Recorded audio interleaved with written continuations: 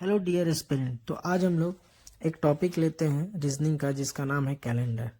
Calendar railway exam में अक्सर पूछे जाते हैं। इसमें सबसे पहले हम लोग रिपीटेशन ईयर निकालना सीखते हैं कि कोई ईयर कैसे दूसरे ईयर के सेम होता है। तो इसको निकालने के लिए हम लोग लीप ईयर को बेस मान लेते हैं और लीप ईयर में हम लोग फिर +1 +2 +3 ऐड करते हैं।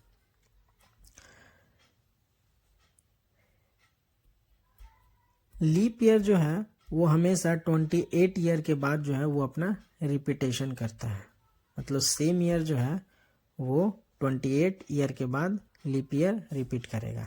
उसी प्रकार यदि लीप ईयर में हम लोग 1 ऐड कर देंगे तो वो 6 ईयर के बाद रिपीट करता है। और यदि लीप ईयर में आप 2 या 3 को ऐड करते हैं तो हमेशा अपने 11 साल के बाद वो सेम ईयर को रिपीट करता है। अब इसको समझने के लिए हम लोग कुछ एग्जांपल लेते हैं, जैसे 2004। तो 2004 एक लीप ईयर है। तो 2004 का सेम ईयर निकालना है तो हम लोग क्या करना होगा, 28 इसमें ऐड करना होगा तो आ जाएगा 2032। यानी कि 2032 जो है वो 2004 का सेम ईयर है। अब हम लोग 2007 का निकालते हैं तो इसमें +3 करेंगे, +3 है तो इसमें हमको कितना ऐड करना पड़ेगा, 11, यानी 2018 निकल गया। यानी 2007 का सेम ईयर क्या हो जाएगा, 2018 हो जाएगा। अब हम लोग एक एग्जांपल और लेते हैं, जैसे 2014। तो 2012 से 2014 कितना अधिक है, 2, यानी कि इसमें हम लोग कितना ऐड करना पड़ेगा, 6। तो 2014 में 6 ऐड कर देंगे तो इसका सेम ईयर कितना निकल जाएगा, 2020। तो अब हम लोग नेक्स्ट क्वेश्चन की ओर मूव करते हैं। जैसे जो रेलवे एग्जाम में अक्सर पूछे जाते हैं, जैसे डेज निकालना डायरेक्ट, तो उसमें आपको डेट दिया हुआ रहेगा और पूछेगा कि कौन सा डे को वो डेट पड़ता है। तो इसको निकालने के लिए सबसे पहले हम लोग को कुछ कोड्स को जानना जरूरी है। इसमें आपको कोड्स को याद नहीं रखना बल्कि समझना है। अब जैसे पहले हम लोग डेज कोड निकालते हैं तो Monday, Tuesday, Wednesday, Thursday, Friday, Saturday और संडे। तो संडे कोड 0 हो जाएगा, मंडे का 1, ट्यूसडे का 2, वेडनेसडे का 3, थर्सडे का 4, फ्राइडे का 5 एंड सैटरडे का 6। फिर हम लोग मंथ कोड निकालते हैं। तो मंथ कोड को निकालना बहुत आसान है। इसमें मंथ में जितने भी डेज होते हैं उसको 7 से डिवाइड कर देना और जो रिमाइंडर आएगा वही उसका कोड हो जाएगा। जैसे जनवरी में 31 डेज होता है तो 7 से डिवाइड करेंगे तो इसका रिमाइंडर 3 आएगा, तो 3 ही इसका ओड डे हो जाएगा। जैसे मई, तो मई में 30 डेज होता है तो इसको फिर 7 से डिवाइड करेंगे तो 2 बचेगा, तो मतलब 2 रिमाइंडर होगा तो इसका कोड, मंथ कोड वही हो जाएगा।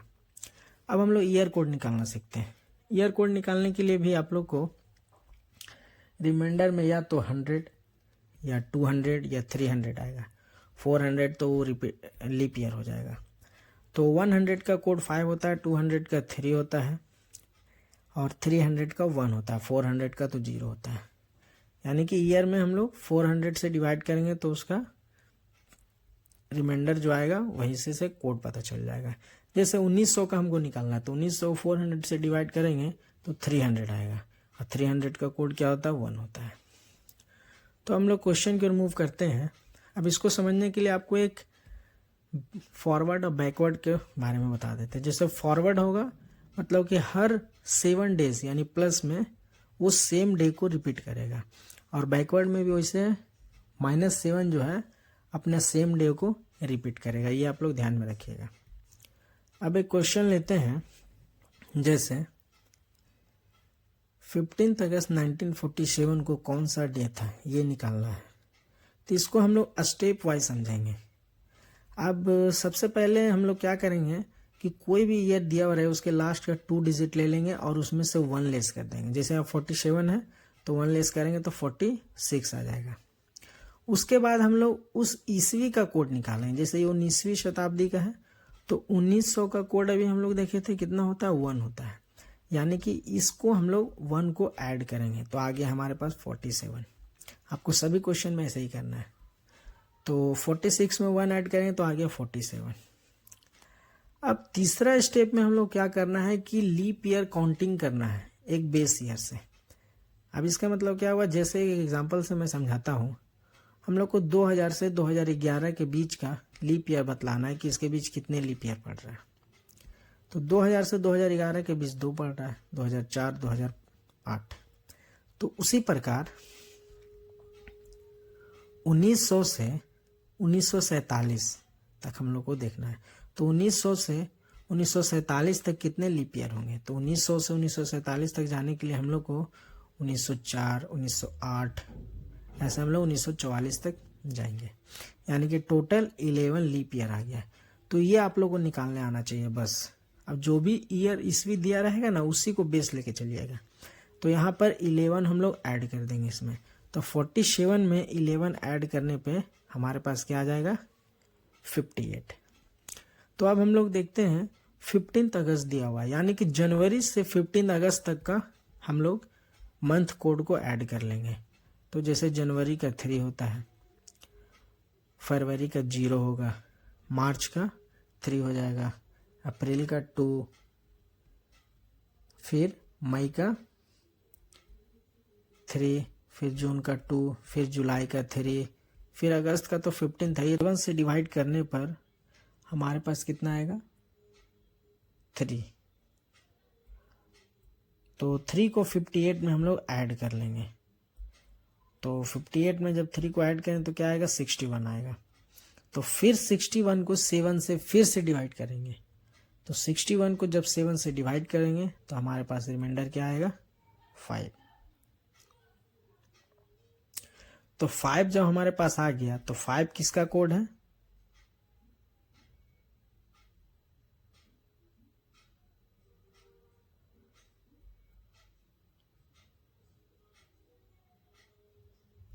फाइव कोड है हमारा फ्राइडे का, यानी कि 15 अगस्त 1947 को कौन सा डे था, फ्राइडे था। तो इस तरह से हम लोग डेज निकालना। अब एक क्वेश्चन है, जैसे 19 जुलाई 2000 को वेडनेसडे था, तो हम लोग को निकालना है 15 जून 2012 को कौन सा डे था।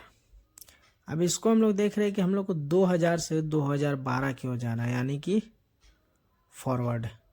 तो यहाँ पर हम लोग देखेंगे कि 2000 से 2012 के बीच 3 लीप ईयर आ रहा है और 9 ऑर्डिनरी ईयर। तो हम लोग जानते हैं कि नॉर्मल ईयर जो है उसका ऑड डेज 1 होता है और लीप ईयर का ऑड डेज 2 होता है। तो इस तरह से यहाँ तो 3 लीप ईयर है, यानी कि टोटल 2 2 2 यानी कि 6 हो जाएगा, और 9 ऑर्डिनरी है तो 9 × 1 हो जाएगा। तो ये हो जाएगा, दोनों को ऐड करेंगे 15, और 15 को फिर से 7 से डिवाइड करेंगे तो 1 ऑड डे निकल जाएगा। यानी कि 19 जुलाई 2000 से 19 जुलाई 2012 तक हम लोग क्या तक का हम लोग निकाले हैं। तो सिंपली 2000 में जब ये वेडनेसडे था तो 1 और डे निकाले हैं ना, तो 1 ऐड कर देंगे तो थर्सडे हो जाएगा, यानी हम लोग को पता चल गया 19 जुलाई 2012 को क्या है, थर्सडे है। तो अब हम लोग को 15 जून 2012 की ओर जाना है। तो इसके लिए सिंपल है कि 15 जून यानी कि 30 डेज का होता है जून, तो इसमें यानी कि 15 दिन इधर और 19 उधर, तो टोटल कितना हो जाएगा 34, यानी कि 34 को 7 से डिवाइड करेंगे तो 6 आ जाएगा। तो ये 6 को हम लोग क्या करेंगे, थर्सडे से लेस कर देंगे। तो थर्सडे से लेस करने के बाद फ्राइडे आ गया, यानी कि 15 जून 2012 को कौन सा डे हो रहा है, फ्राइडे। तो इस तरह से हम लोग कैलेंडर के क्वेश्चन सॉल्व करते हैं। इसको आप लोग ध्यान से देखिए, समझिए। तब तक हम लोग नेक्स्ट वीडियो में मिलते हैं। धन्यवाद।